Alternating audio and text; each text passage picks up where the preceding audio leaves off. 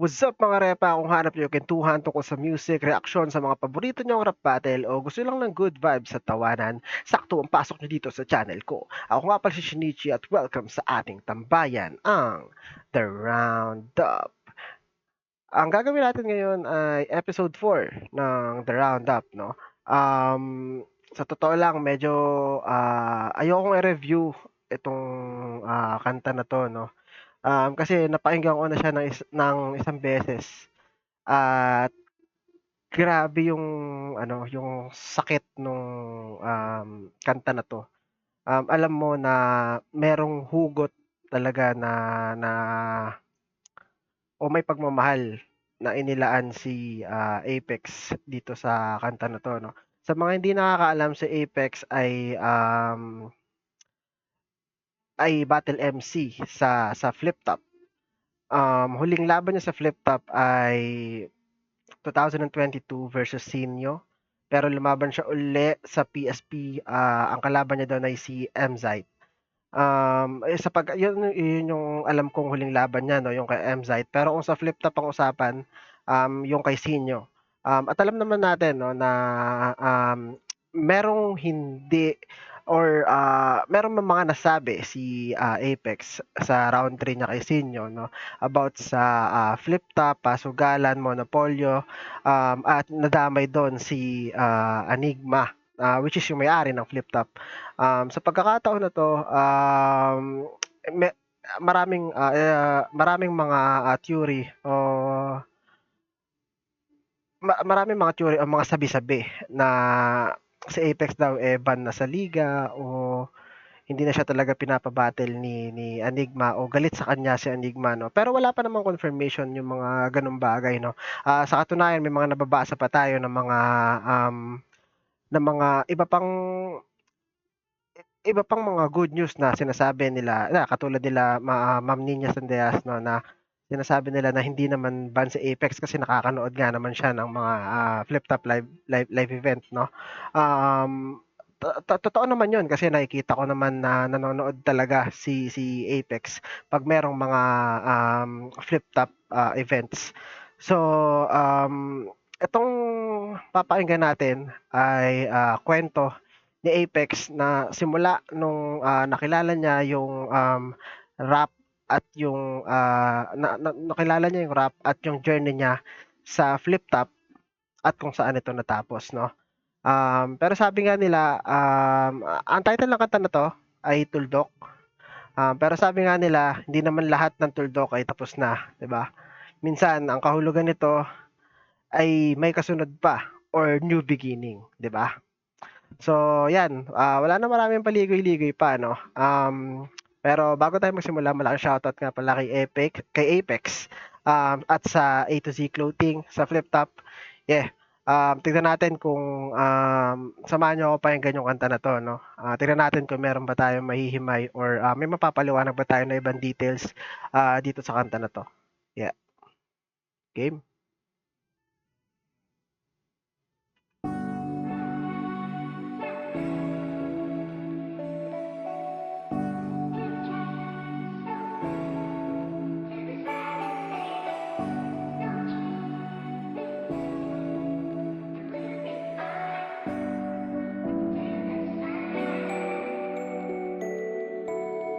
Inakyat ko mataas na bundok, di tumigil kahit mga paa ko mabugbog.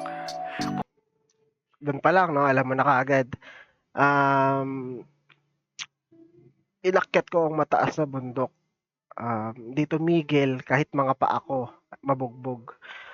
Dun pa lang sa inakyat ko yung mataas na bundok kasi pangalan niya Apex, 'di ba? Which is yung, summit o yung peak. So naakyat na yung pinakamataas. Kung kailan nakatungtong sa tuktok, saka naman nagkaroon ng tuldok. Inakyat ko mataas na bundok, di tumigil kahit mga paa ko mabugbog. Kung kailan nakatungtong sa tuktok, saka naman nagkaroon ng tuldok. Dun pa lang sa unang apat, apat na linya 'no. First fourth pa lang. Kung kailang nakarating sa tuktok, dun naman nagkaroon ng tuldok. which is siguro iniisip ni Apex na or para kay Apex, no, ang pinakatuktok eh yung matalo niya si Sinyo, no? Or yung makabattle niya si Sinyo. Hindi naman sa sinasabi kong matalo, pero yung makabattle niya si Sinyo. Kasi si Sinyo ang most viewed MC sa buong mundo, no? Hindi lang sa flip top, kundi sa buong mundo. So, ibang level din yun, no? Na matalo mo yung most viewed. So, para siguro kay Apex, yun na yung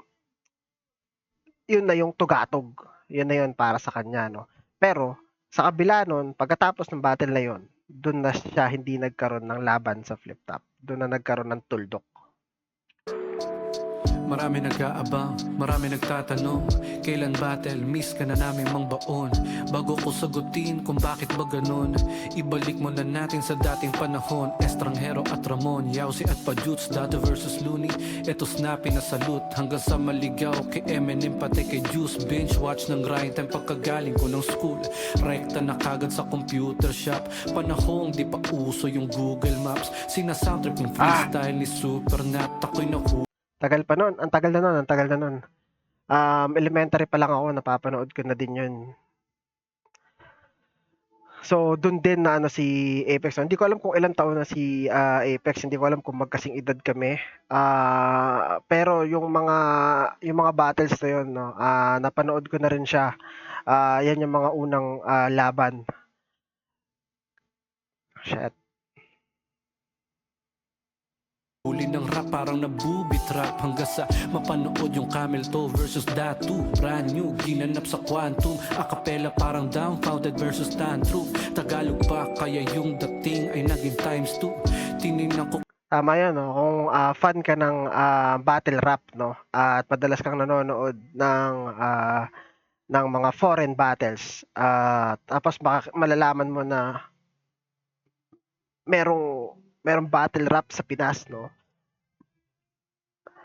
Ako nung unang beses ko nakapanood ng battle, no, na Tagalog, hindi ko lang maalala kung Target Delo yung una kong napanood or Looney Zaito. Grabe rin yung pagkamangha ko sa rap battle, no. Kahit puro mura, kahit puro laitan, puro ano, may iba ako nakikita dun sa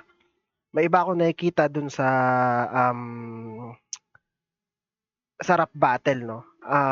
Parang naa-amaze ako kung paano nila nasusulat, naiisip at nagagawa yung mga bagay na nasasabi nila dun, 'di ba? Kaya iba yung pagkamangha ko sa rap battle dati. Kaya medyo nagigets ko sa Apex dito na iba yung dating sa kanya, no?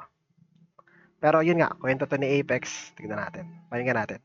kung may Facebook sila. Gusto ko na malaman kung meant to be ba. Di lang simple na asaran parang buti nga inisip lang yung legacy may Multi pa rin si Apex. A to Z pa. Di talaga mawawala. 2010, kalabang ko si Harlem T. B-A-T-T-L-E-R-A-P. Komedyante na rapper parang Michael V. Nagapi ng unang salang pero ice ng G. Ako'y OG parang Obi-Wan Kenobi. Unang TF ko noon kay Daddy Jody. 500 pesos yung inabot kay Toti. Pasimple low-key palihim parang Shino. Grabe, no? TF niya nun, 500 pesos pa lang. Pero sa huling laban niya, yung kay M-Zite, sabi niya 500,000. Kung totoo yun, di ba? Grabe din yung in-improve ng TF. Pero dahil yun, nagawa niya yun dahil syempre sa galing niya.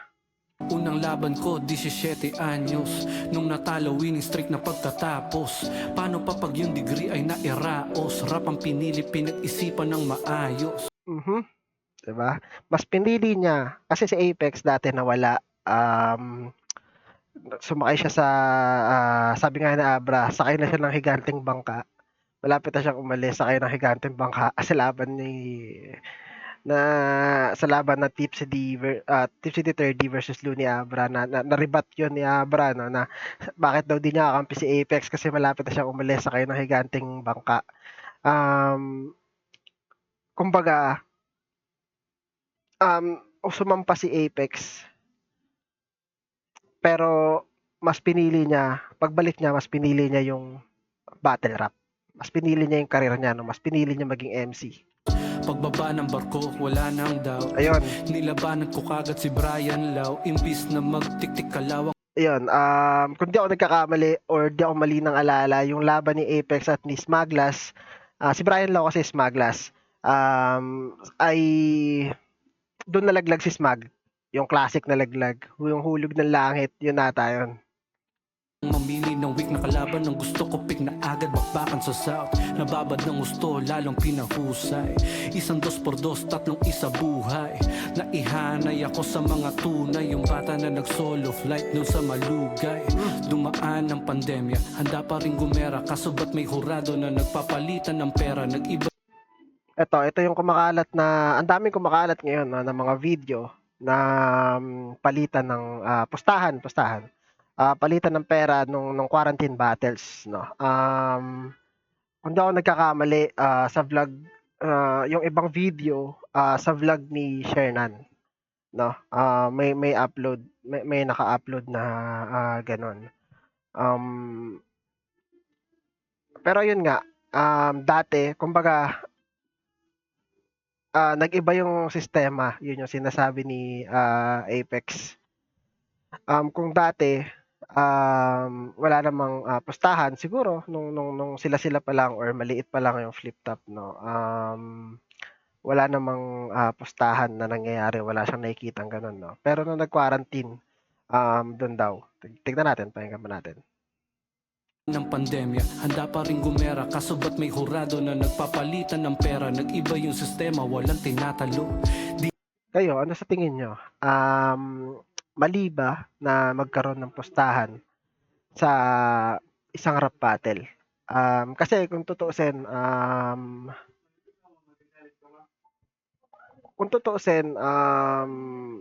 marami nagsasabi na parang basketball lang, or mga Pinoy kasi maraming mga Pinoy kasi 'di ba parang lahat ng bagay pinagsusugalan, parang pustahan tayo, ganyan, no.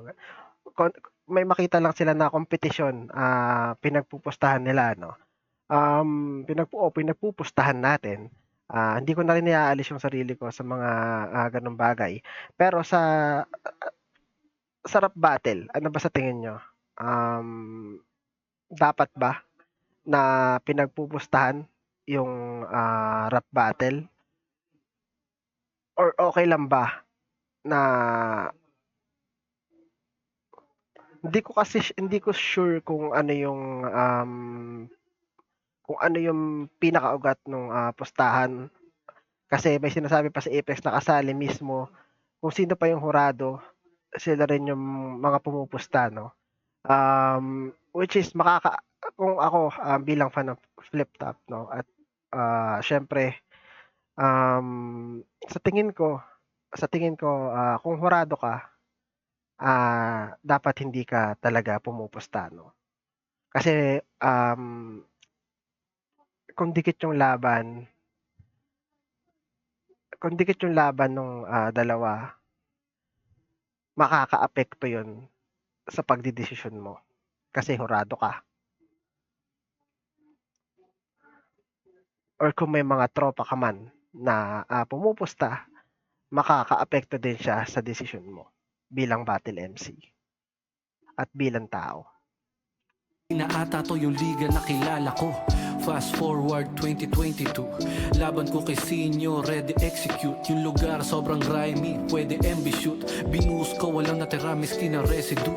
Dahil sa pustahan yung karir ang tinaya ko. Ayoko lang yung sining natin parang ginagago. Galit yung ibang tao, pero may resibo, merong video, garapalan na hindi na tinatago. Hindi ko alam kung yung video na tinutukoy na Apex dito yung mga video na nilabas or nasa ano ni Shernan, no? Mga video na ginawa ni Shernan. Or kung meron pa siyang ibang pinaghuhugutan dito, no? Pero yun nga, 2022 doon niya inexpose, no? Or doon niya nilabas yung hinanaing niya. Yun yung ano naglabas siya ng hinanaing na yun nga, yung about sa pustahan. Pari ka pati yung presidente binangga. Again guys, para sa akin lang 'tong mga sinasabi ko. Kung may sarili kang opinyon, nirerespeto ko yun, no? Pero respetuhin mo rin yung sarili kong opinyon at ang aking reaction. Alam kong pwedeng kahinatnan ng ginawa ko. Buti kahit papano merong pinagbago. At di totoo na matagal ko na yung pinaplano. Kung meron kang problema dapat kinausap mo. Siguro may hindi ko alam kung ano yung context nung matagal niya nang pinaplano yung mga linya na yun, no? Hindi ko alam kung anong kung meron pa bang ibang ano yun o may nagsabi ba sa kanya na, "Hindi, matagal mo nang pinaplano yung ano mo na yan, lines mo na yan." Siguro may gano'n siyang narinig, no, or may nakapagsabi sa kanya na gano'n, no? Pero yun, pinapaliwanag niya yun dito na hindi. Malapit na yung battle nung nadagdag yung sa sulat ko. Ipapaalam ko pa ba yung kay Enigma? Battle MC din siya, ulo pa ng liga. Mismo. Si Enigma ay battle MC rin, no? Lumalaban din siya sa international. Sa pagkakaalam ko may laban si Enigma sa KOTD dati. Lumaban din siya dito nung nagkaroon sila ng Tectonic. Yeah, ata, oo. Nakalimutan ko na kung sino yung kalaban niya doon. Basta yung medyo chubby. Ayun, ano ba sa ano, palagay niyo, no? Dapat ba ipinaalam muna ni Apex yung ganong linya niya kay Enigma? Kasi in the first place, battle MC nga naman si Enigma, no?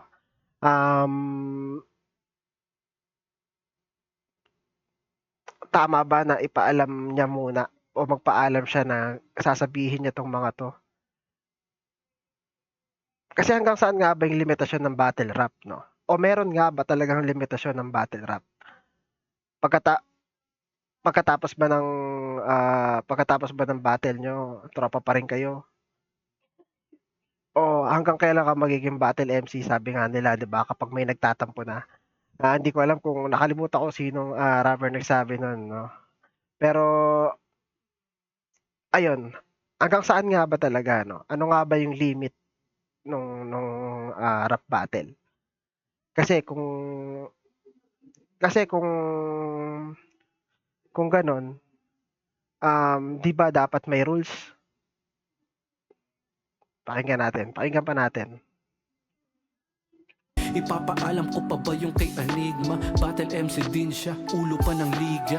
Yung Kasi sa pagkakaalam ko, ang in-expose ni Apex doon at may mga at nadamay, hindi naman rekta sa anak ni Enigma, kundi para kay Enigma talaga, no? Na parang ang sinasabi um, ano nga ba yung eksaktong pagkakasabi ni Apex doon? Wala na siyang paki sa kultura kasi may anak na siyang binubuhay, no? Parang ganun yung pagkakasabi ni Apex doon.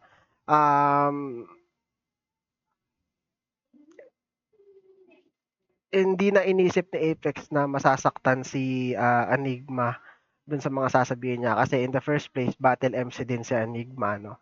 At siguro ang buong akala ni Apex is battle lang to. Battle lang to, pagkatapos nito, tropa pa rin tayo. Siguro ganun yung nasa isip ni Apex, no? Pero hindi ko alam kung after nun may mga nangyari pa, no? Kasi wala naman tayo doon at wala tayong alam sa kung ano man yung nagaganap sa likod ng camera, no? Tingnan natin. pagkatalo raw kay Goryo ay dinadamdam. Di nakuha kampyonato na inaasam. Liga ay Pandemic din nangyari yung laban nila ni Goryo. Dikit-dikit, sobrang dikit yung laban na yun, no? Yun yung parang pinupunta niya dito na yun yung parang sinasa niya ano sa kanya na masama yung loob niya dahil nga hindi siya nag-champion nung time na yun. Dapat ang kalaban niya nun sa finals is si J Black pero hindi yun nangyari. Ang nangyari is naglaban si Goryo at si J Black sa finals at nag-champion si J Black. nasaktan. Tangin ang pustahan yan dahil sa utang na loob hinahayaan lang. Yung pusta 1,000,000, alam kong talo na ako. Dagdag mo pa gawain nung mga hurado. Tensyonado, emotion, pressure, halo-halo. Kaya sa entablado, nagmukha akong barumbado. Lumipas ang 3 taon, siguro nawala na yung mga tampo ngayon. 3 taon na yung lumipas simula nun. 2022 yung huling battle, yung nasabi niya yung lahat, no? 2026 na. Neto lang yun. February. Flip top anniversary, nag-ayam pumunta Ayan na. doon para magpakumbaba at masabi ko yung rason. Walang driver si Luz. Ito yung lumalabas na issue, no? Bago to lumabas itong kanta na to, may narinig na akong mga issue or mga chismis, no, na si Apex daw pinaalis tong flip top anniversary. Ito na yung kinukwento ni Apex. Kaya di nakasabay, sumama ko kay Zaki sa grabay sumakay. Kahit Ayun, +1 siya ni Zaki. di imbitado, pumunta pa sa Y para personal mag-sorry at makipagkamay. Bumili ng sariling alak at ng mangunguya para Grabe, no? Lalaki rin talaga si Apex eh. Kumbaga, alam niya na gusto niya lang naman kausapin ng personal si Enigma, no? Pero kung alam mo na nagtatampo si Enigma or hindi niya naman siguro ramdam din na nagtatampo kasi hinahayaan naman siyang manood ng flip top events, no? So, hindi natin alam kung hindi niya rin alam kung ano yung pumapasok sa isip ni Arik. Akala niya siguro okay lang at hindi na malalim yung mga tampo. Pero pumunta siya, no? Pumunta siya kahit wala siyang invitation dun sa anniversary, no? Para manghingi ng tawad at ng sorry kay Enigma. At hindi pa yon, bumili siya ng sarili niyang maiinom at makakain, no? Para hindi sabihin na makapal yung mukha niya. Or kung may magalit man, at least sariling pera niya yung kinakain niya. O di yung masabi na iniinom. ang kapal naman ng mukha. Nandun din lahat ng pasimple na nangungutya, pero baliwala, good level yung tinutungga. Hinintay ko siya, baka lang na traffic, pati si Luns wala pa. Ba naman yan awit, tinawag ng bantay, si Enigma daw nagalit. At ang sabi sa akin, pinapaalis ka ni Arik. Ang sabi ko, ganun ba? Di na ako nagtanong pa. Sana lang hinarap niya ako, gusto kong mga musta. Kahit di nabigyan ng laban ay wala akong pake. Basta matapos yung gabi na maayos kami. Kaso eto na yung ending ni Tanga. Pero ang bait ni Kuya Dennis talaga. Ba't ka pa pumunta? Ekis ka na nga, Diyos nga. So, hindi si Arik yung lumapit mismo kay Apex para paalisin siya, no? Bantay lang yung pinalapit ni Arik. Which means, ayaw talaga siyang kausapin ni Enigma.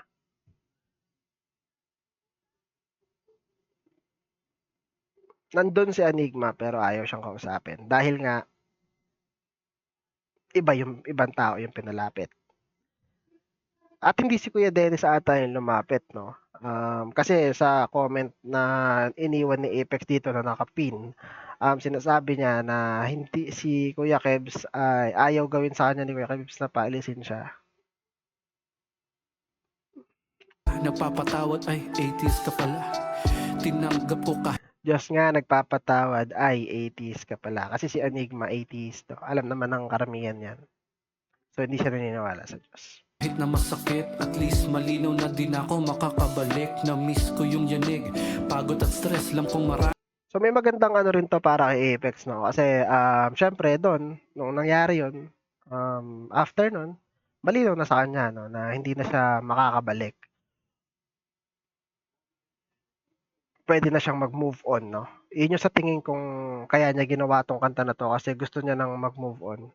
Maraming sabik kay Bato sa Apex, but I guess this is the end. Di na kailangan i-call out sa big event. Hinihiling kasi pag Hindi na kailangan i-call out sa big event. Bakit nyo ba kasi laging kino-call out si Apex? Sobrang dami nagko-call out kay Apex. Poison 13, Lipcram, J Black.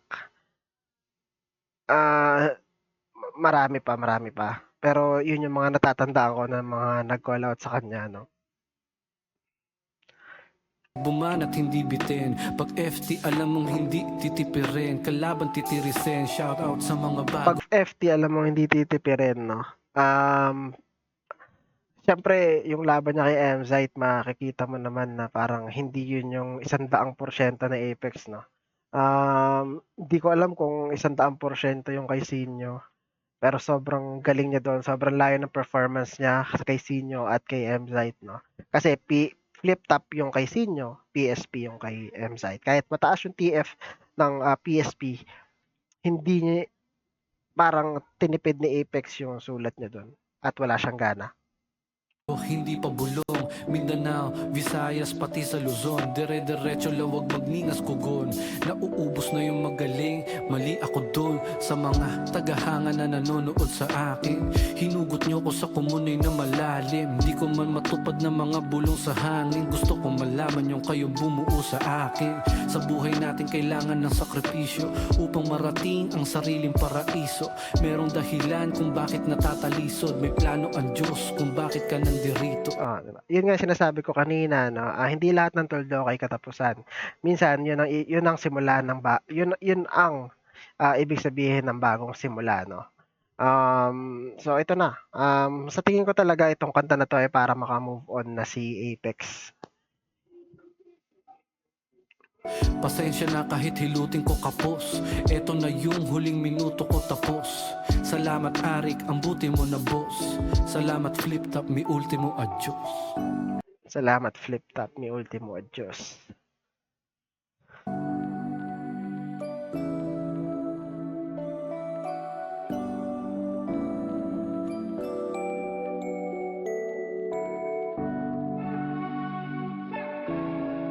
My life ain't so bad.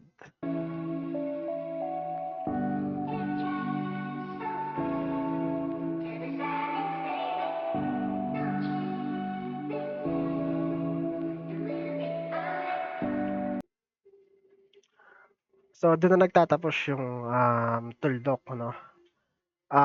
Sa tingin ko itong kanta na 'to ay hindi 'to diss track sa Flip Top 'no. Hindi siya diss track kasi may halong pagmamahal pa rin itong sulat ni Apex 'no, may halong respeto pa rin kay Enigma, nagpasalamat pa siya sa dulo. Sa palagay ko itong kanta na 'to ay para lang maka-move on na siya 'no, para matapos na yung, bigat sa dibdib niya, para mailabas niya na lahat ng mga hindi niya nasabi kay Arik nung Flip Top anniversary. Um, Hindi ko alam kung tama yung, panahon na pinili ni Apex para sorry 'no. Pero, tapos na, nangyari na, wala na tayong magagawa dun. Ang bilang Flip Top, fan or bilang, rap battle fan 'no, nakakalungkot yung mga, ganitong pangyayari. Pero, gayunpaman, hinihiling na lang natin na sana magkaayos pa rin sila. Yeah, sa tingin ko hanggang dito na lang yung video 'no. Maraming salamat kay Apex, para sa kantang 'to at, check niyo rin yung, A to Z Clothing 'no, yung clothing ni Apex at siyempre, shoutout din sa Flip Top Battle 'no. Marami silang paparating na event lalo na yung, Langit Lupa Tournament tsaka yung Isa Buhay, 2026 'no, tignan niyo rin. Um, Tsaka yung, process of, elimination 'no. Yun lang siguro, maraming salamat sa pagsama niyo sa'kin sa panonood ng, kantang 'to or pakikinig ng kantang 'to 'no. Ito nga pala ang episode 4 ng The Roundup. Peace out.